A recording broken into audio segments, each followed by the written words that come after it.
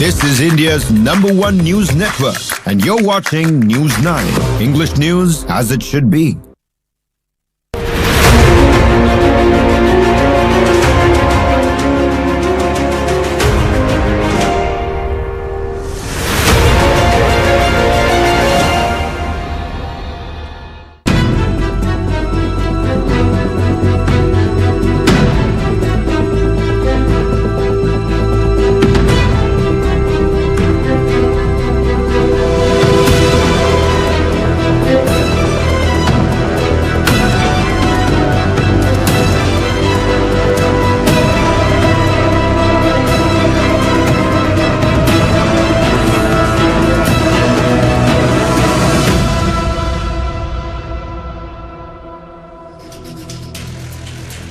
Hello and a very warm welcome. Thanks for tuning in to your favorite news destination. You're watching In Your Interest. And tonight, we throw light on a story that cuts deep into the soul of our education system. The heartbreaking death of a 16-year-old class 10 student from St. Columba School in Delhi who jumped onto the tracks of the Rajendra Nagar metro station after enduring relentless harassment from his teachers. In a suicide note that has shattered hearts and has sparked protests outside the school gates. We'll show you all the visuals, of course. He directly blames the mental torment for pushing him to the brink, pushing him to the edge, leaving behind pleas for justice and a wish to protect other children from the same pain, showing that he was empathetic. As parents gather in anger, demanding action against the principal and the named teachers, this tragedy forces us to confront a silent epidemic. Why are our schools meant to build futures, instead breaking young spirits? And what will it take to stop the rise in student suicides that's climbed 65% in just about a decade's time? Let's walk through the final hours of the young boy's life, pieced together from friends, family, and the note, of course, that he's left behind. He slipped out of school early on Tuesday afternoon on the 18th of November. Before the family car could pick him up. That was his usual to and fro to school. He brushed off his friends who tried to hold him back as he headed to the metro station. And there, at the metro station at about 3 p.m., he jumped onto the tracks and was later declared dead at a nearby hospital. Early, during a play practice in school, one teacher mocked him for overacting after he fell. He said he twisted his ankle, telling him to cry as much as he wanted because, well, she didn't care. Whilst the principal, who's also been mentioned in that suicide letter, stood by in silence. His family says that this pressure was built over months of what they describe as routine harassment and turned everyday school moments into sources of dread for the student.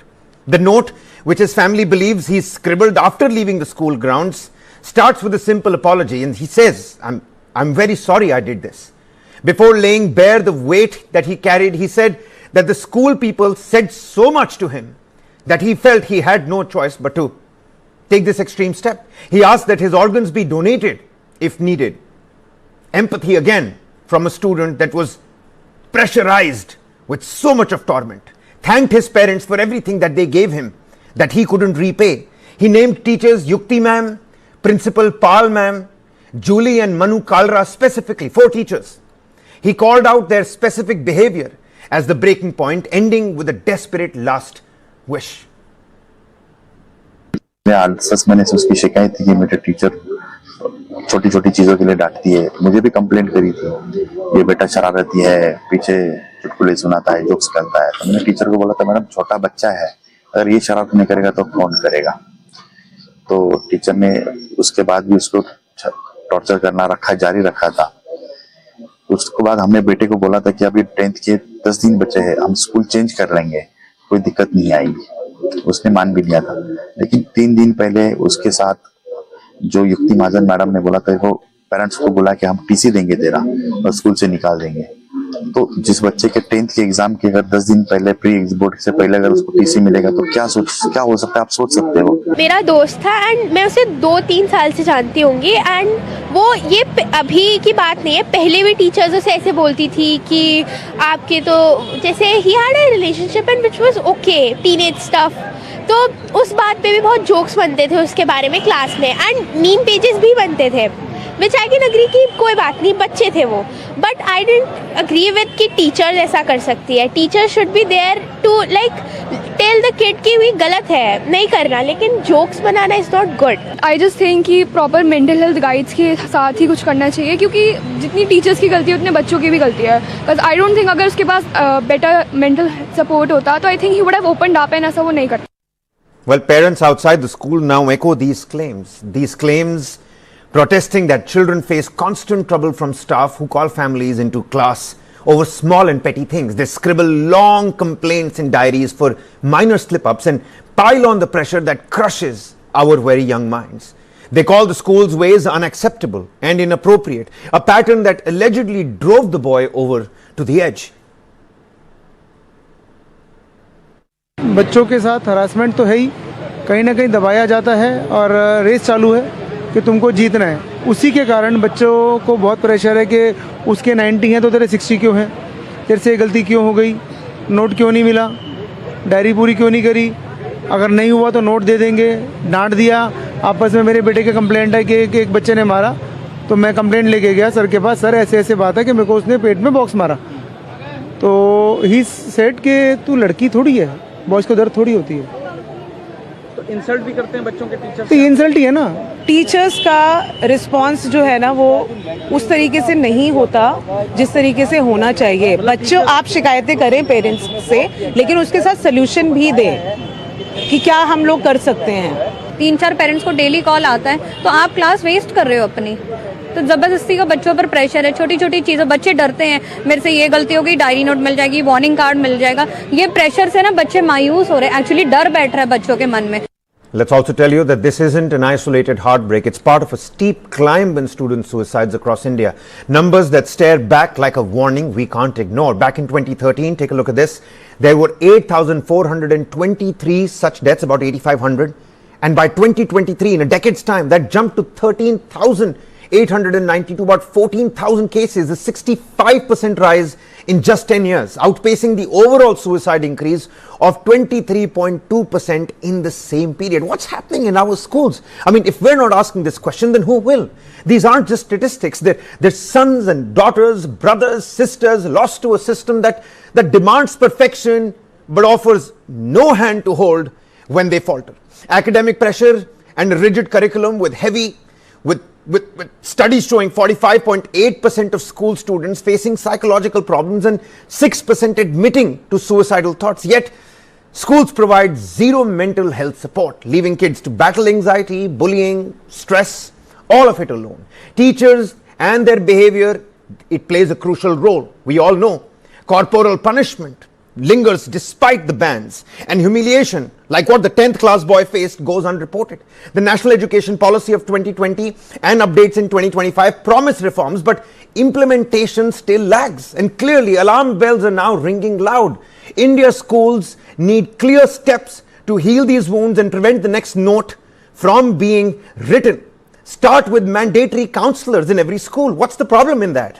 Who run routine mental health screenings to catch distress early, and teachers must get mandatory training on building empathy and spotting signs of trouble. Roll out full curriculum reforms from NEP 2020 that eases exam stress with skill-based learning that values the whole child, learning outcome versus the assessment. What are we teaching our kids? Enforce the zero tolerance policies against bullying. Make it a mental health a pro-mental health institution. Bring parents into workshops that teach supportive ways to guide the kids. We've got an esteemed set of panelists. I'm going to introduce them to you in just a short bit. But the big question that we're trying to decode: are our schools just factories for marks instead of safe spaces for growth?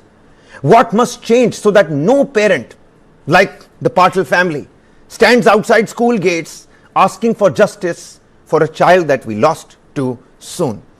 With me on the broadcast, Anubha Srivastav Sahai, President, India-Wide Parents Association; Dr. Jyoti Gupta, Director and Principal, K.R. Mangalam World School, and Director, Sri Ram Universal School, Ghaziabad. Many thanks, ma'am, for joining us. Dr. Rachna Khanna Singh, Founder and Director, the Mind and Wellness Studio, to give us a psychological aspect, and Dilip Cherian, Communication Expert and Founder, Perfect Relations and Image Group. Many thanks for joining us here on the broadcast. Dr. Jyoti, you're a principal yourself. A 16-year-old boy that wrote a 1.5-page suicide note not about failure in an exam, but not about competition, about humiliation that he was enduring. About adults who should have protected him, but they ended up baking him instead. And we're asking that question, what's happening inside our school? Let's get the ball rolling here. Dr. Gupta, how are you looking at this? This is really heartbreaking, and to hear something like this is not the first time that we are hearing this. We've been hearing about this for a long time. There is a lot of counseling that happens and the teacher training that happens in the schools. But what is happening at the ground with the teachers? How are they treating the children? This is becoming really difficult to handle. And in fact, when the teachers are told about the acts, the Justice Juvenile, the POCSO acts, they are being told about the mental health of the children. We have programs from AIMS, we have programs from CBSE. Everybody is talking about the mental health of the children. And the children who are coming to the schools, they are not just coming to study there. It's for the complete personality development of the children. And so in 2025, things have changed, Dr. Gupta. Why are humiliating comments? And again, see, you're a principal yourself. Absolutely. I don't want to put your institution on a spot or your own career on a spot. Many thanks for speaking to us, because you're bringing us the right perspective right from a school. Why are humiliating comments, the public scolding, just like in this case, uska pair mud gaya, and everybody said that you're overreacting, you're overacting, and you can cry as much as you want. Emotional intimidation is still so common in our classrooms. Why? Absolutely, and that's what we keep telling the teachers, that the children are not coming to the school to be hit or to be humiliated, to be dealt with a lot of care, and the teachers have to understand what is the need of the child. They have to take care of the children rather than humiliating them. They have to encourage the children, and they have to appreciate them all the time. The children have to like themselves. They have to love themselves. And if you have to give them that feeling, that emotional well-being, it's very important for the teachers who are the world for the children. You know, if the parents say something to the children, they will always tell them that, no, my teacher has said this, so my teacher is right. That's where they start from. So their entire world revolves around the teachers. And if the teachers only start to humiliate the children and they point out at what they don't know, then that's not right. I think there should be some, guidelines. There should be some protocols that should be issued for this. There's a lot of work which is happening at the mental health level. But each and every person Doctor, let me ask you something. Doctor, let me ask you something. Who's interested in becoming a teacher should understand. Madam Principal, let me ask you something. What happens to the 4 teachers that have now been named in this suicide letter? What should happen? You're a principal yourself. There's a principal that's been named in that suicide letter as well. I don't know if you've read that suicide letter. I got so emotional. I got so angry whilst reading that suicide letter. And the boy has so much empathy. He's so empathetic towards his own family members. He writes a line in the end. He draws a line. He's saying, "Bas ab aage mat padiye. The rest is for my family members." He's empathetic enough to say कि मेरे organs किसी को ज़रूरत हो तो उसको donate कर देना. This is not a boy who's falling out of line. This is not a boy who's, he can be bad at math, but he's not a bad human being, that's for sure. So what happens to the 4 teachers before I bring in other panelists? Many thanks for patiently waiting, everybody else as well. No, the accountability and the responsibility has to be fixed. We can't let this go.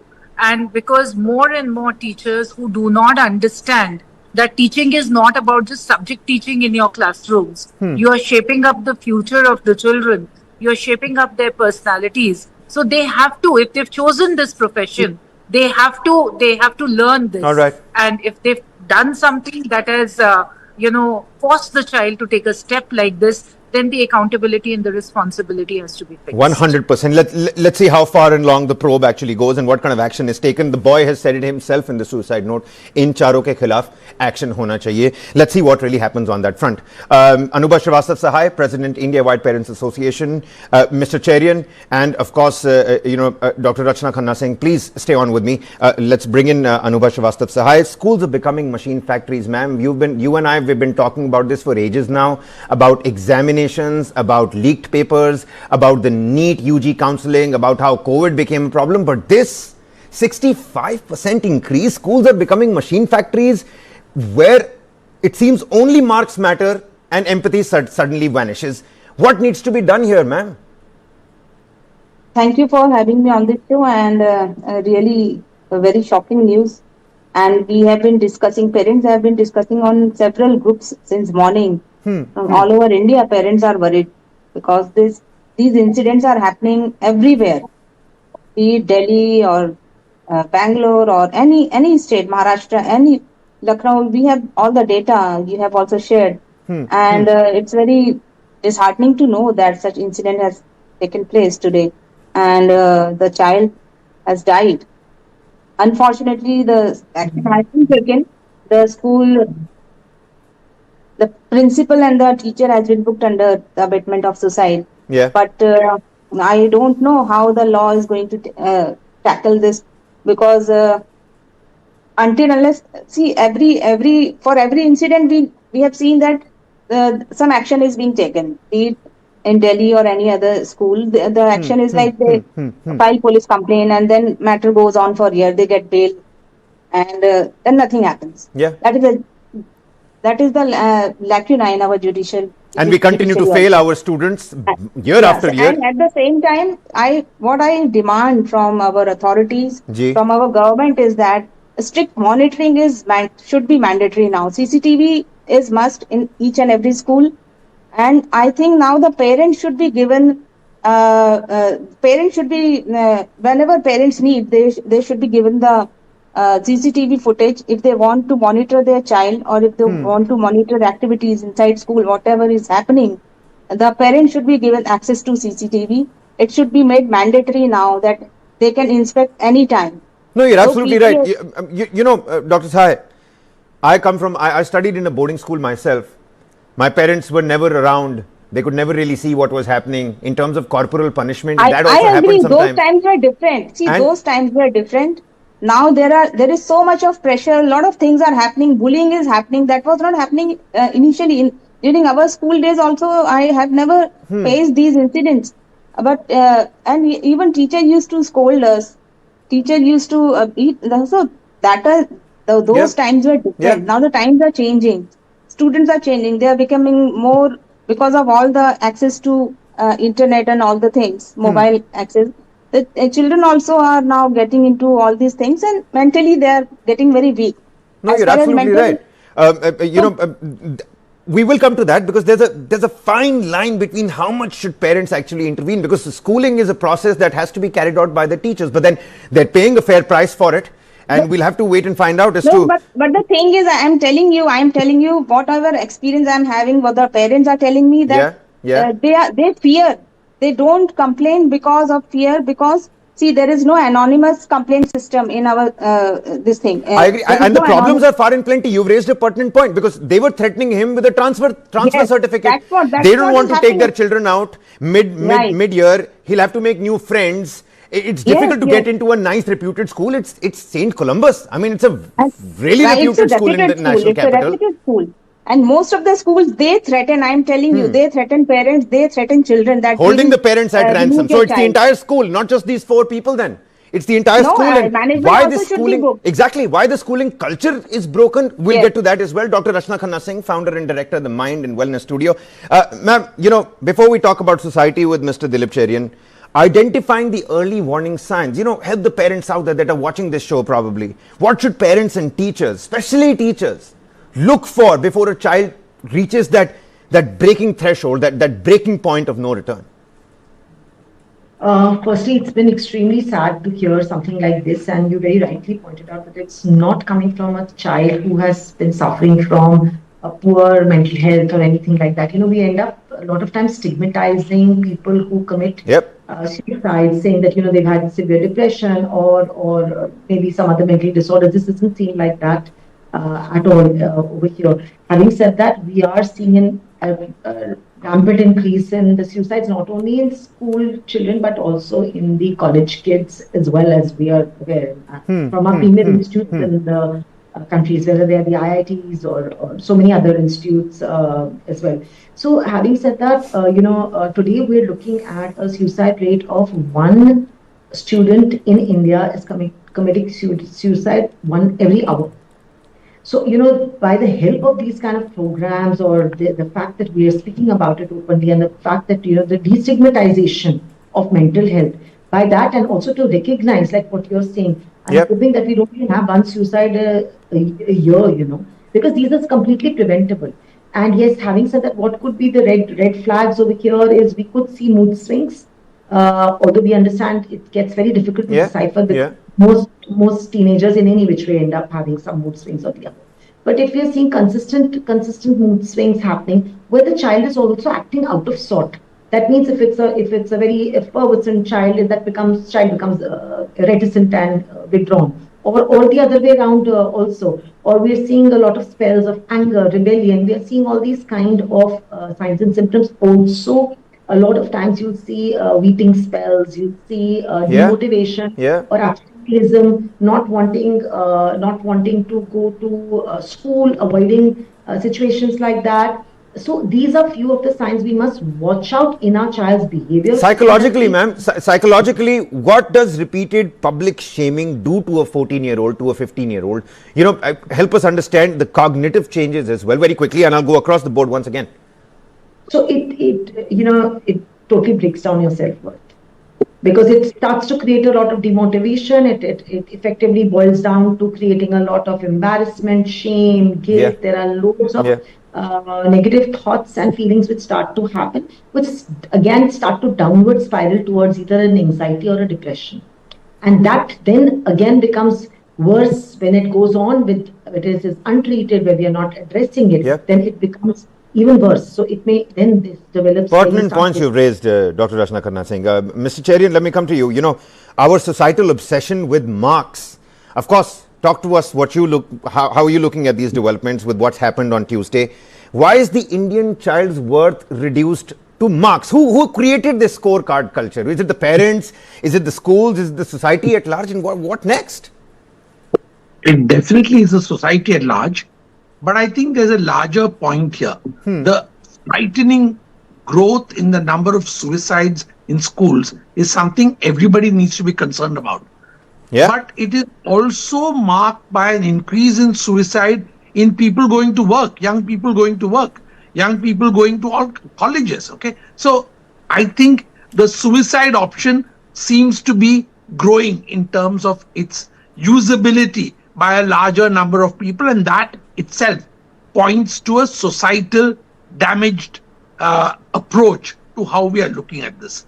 Now, I don't want to go into my school days, since you already mentioned corporal punishment, but it was routine and it did no damage. And I can report quite humbly that the number of suicides in my school over the 11 years I was in school was not a remarkably maybe one or two that we know of. That's one. Secondly, I have four grandchildren going to school now, and they are intensely happy. So I think situations differ from school to school. And also, the worst part of what we are talking about as a society is that parents think that because they are paying this large sum of money, extravagant sums of money to schools, they can outsource everything to the school. The schools and principals and the systems are pretty much the same. The pressure existed in our time, whether you would get into an IIT or an IIM, was a benchmark of your success, and your parents were gearing you up to it from the time you're in class 7 or 8. But the fact is that today we need to recognize that, as a society, either we've all grown softer and more vulnerable, and somebody did mention that there's more bullying now. I'm not quite sure, but it is the harsh fact is that in general, everybody wants to outsource their trouble to somebody else and then claim victimhood. That's a great point. That is also dangerous. That's a great point. That is also dangerous. Everything is being outsourced. There's so much of money that's being paid. The parents want the school to pretty much do everything, and there's a lot of nurturing that takes place back at home. God bless you, Mr. Cherian, for all the 4 grandkids, and they're all happy and going to school. God bless you for that. I'm going to go across the board. Please exercise brevity. Let's keep our answers short so that I can go across to everybody. Dr. Gupta, on the culture of fear, are teachers also under so much of administrative pressure that they end up being so cruel and rude to the students. Let's talk about that as well. So I will not say that the teachers are overworked or anything. I mean, teaching is still a profession that demands much less work than the other corporates do. The only thing is that people who have chosen to be in this profession, they have to understand that they are not dealing with the products. They are not sitting behind the desk. They are dealing with the children, and they have to understand the child psychology. They have to understand the human psychology. They need to be very patient, and they have to encourage the children. Every child may not be able to study very well. Every child may not be able to dance or sing or do dramatics. Everything is changing. That is why the new national education policy has brought in the holistic development of the children. So we need to change. We need to understand. All of you have been talking. You talk about change. You talk about change, Dr. Gupta. I'm running out of time. Let me go across to the other guests as well. Anubha Srivastav Sahai, ma'am, if you could change 3 things tomorrow, what would they be? First and foremost is the teacher training. That is very mandatory. Teachers, parents and students counseling. Parents counseling is also very important, which is not happening. So this is the first 3 things which I would say. And secondly, monitoring. Monitoring should be must in each and every school, which is not happening. CCTV monitoring, or maybe the PTA can have some meetings on monthly basis.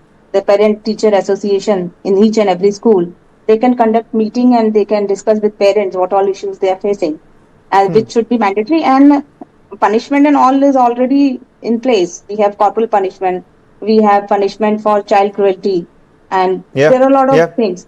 But again, stringent laws should be in place. I think whatever is there in today's time, 10-year punishment or imprisonment, that should be a life imprisonment. We heard you, ma'am. All 3 points absolutely pertinent. Final 30 seconds, Mr. Cherian. Preventing the next tragedy, and are we really raising emotionally fragile kids? I don't think that's the case, but I just have to ask this because I need to be acting like the devil's advocate here as well. I concur with you.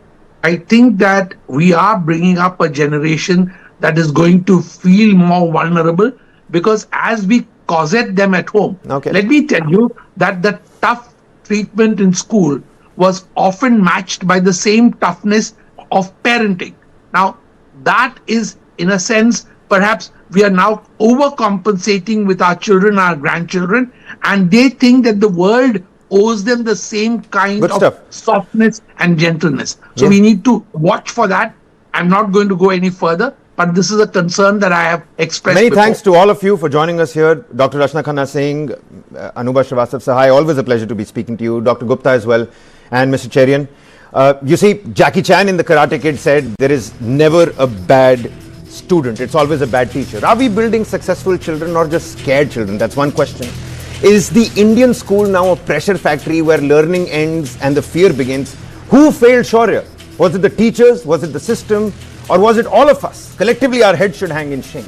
If a child with such empathy, a boy who wanted to donate his organs, can be pushed to this, what does it say about us as adults? Between learning and assessments, where did we lose the human touch? वो जाबाज बच्चा खुद से कुछ करना चाहता था, इसलिए उसने खुदकुशी कर ली. Tonight's story is not about one child. Even if one student feels alone, unheard or unseen, then we as a society are failing. We owe our children collectively much better, much, much better. I'm Kabir Naqvi. This was In Your Interest. Many thanks for watching.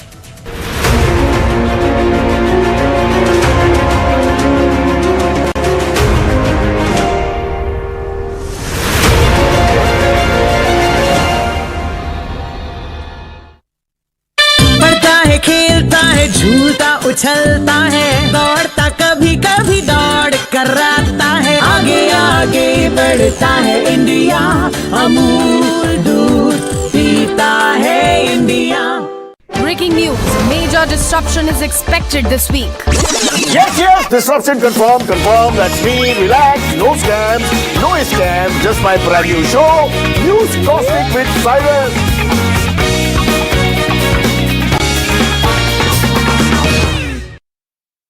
Daily मुझे constipation की problem होती है, मैं क्या करूं?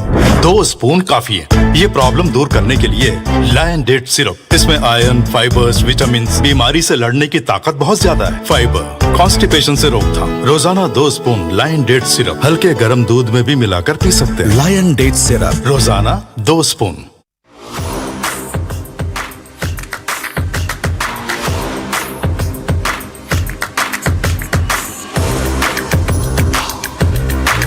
This is India's #1 news network, and you're watching News9, English news as it should be.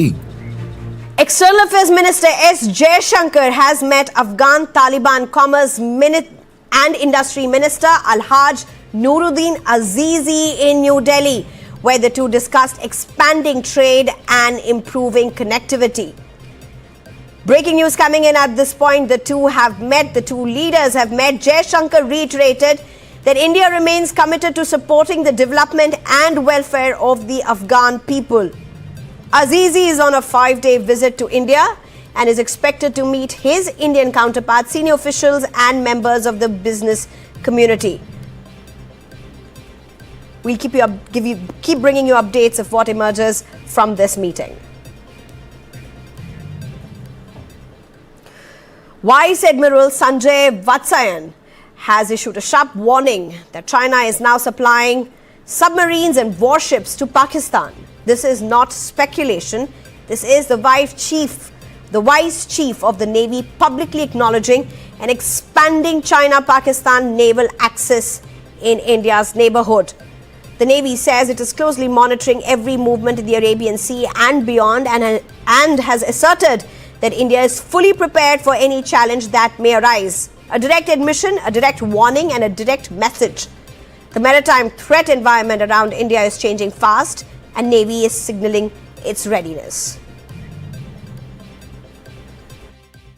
ये तो fact है और हमें इसका पूरा जायजा है और हमें इसकी पूरी नॉलेज है कि वो उनको सबमरीन दे रहे हैं और सबमरीन इंडक्शन की शुरू हो जाएगी बहुत ही जल्दी। लेकिन हम उस हर स्थिति को मॉनिटर कर रहे हैं और उसका जो काउंटर हमें जो करना है वो उसके लिए हम पूरे प्रयास कर रहे हैं और हमें मालूम है कि हमें क्या कैपेबिलिटीज चाहिए जो कि हम एंटी सबमरीन वॉरफेयर के एरिया में जो हमें चाहिए होंगी। तो और भी जो कैपेबिलिटीज जो चीन से आ रही हैं या बाकी देशों से आ रही हैं पाकिस्तान के पास, उसका हम मॉनिटर कर रहे हैं और उसके काउंटर क्या होने चाहिए और हमें कैसे अपने टैक्टिक्स को इवॉल्व करना है, कैसे अपने चेंज करना है, हमारी क्या कैपेबिलिटीज हमें चाहिए, उसका हम कंटिन्यूसली एक जो है रिव्यू करते रहते हैं और उसी हिसाब से हमारा इंडक्शन और एक्विजिशन प्रोफाइल चलता है। जहाँ तक चीन का सवाल है, हाँ उनका 300 एयरक्राफ्ट कैरियर आ गया है, लेकिन जैसे मैंने आपको बताया हमारे खुद जहाज जो है अंडर कंस्ट्रक्शन है, जो डिलीवरी हो रही है अगले 2 सालों में, और नए जो जहाज हम AON जो हमें मिला है, जो कैपेबिलिटीज आएंगे अगले 5 से 7 साल में, तो हमें पूर्ण विश्वास है कि हम जितना हम कर सकते हैं और जितना हमें करना चाहिए वो हम कर रहे हैं उस पर्सपेक्टिव को लेके। Well, at the India-Israel Business Summit, Union Commerce and Industry Minister Piyush Goyal has highlighted the shared challenges faced by both countries. Speaking at the event, Goyal said, like Israel, India has faced its fair share of adversities and hostile neighbors. We have confronted terrorism and Maoist insurgencies, yet continue to grow and innovate. India too, in our own way, have converted every crisis into an opportunity. And we've had a fair share of adverse neighbors. We've had our fair share of adversities and hostility around our borders and within our country. We've faced terrorism. We've faced the Maoist, the communist thinking which has held back development in our country. But every time we had a problem, I remember when we first had our nuclear tests at Pokhran, we were sanctioned by the world. But India showed resilience. Our growth post the sanctions was even higher than normal. Sabrimala gold theft case, the mastermind seems to be now unraveled, arrested. CPM leader and former Travancore Devasam Board president has been arrested. A. Padma Kumar is now, according to probe agencies, the mastermind behind gold robbery. Padma Kumar allegedly colluded with Unni Krishnan Poti. Unni Krishnan Poti is somebody who was arrested earlier, is a businessman based out of Bengaluru.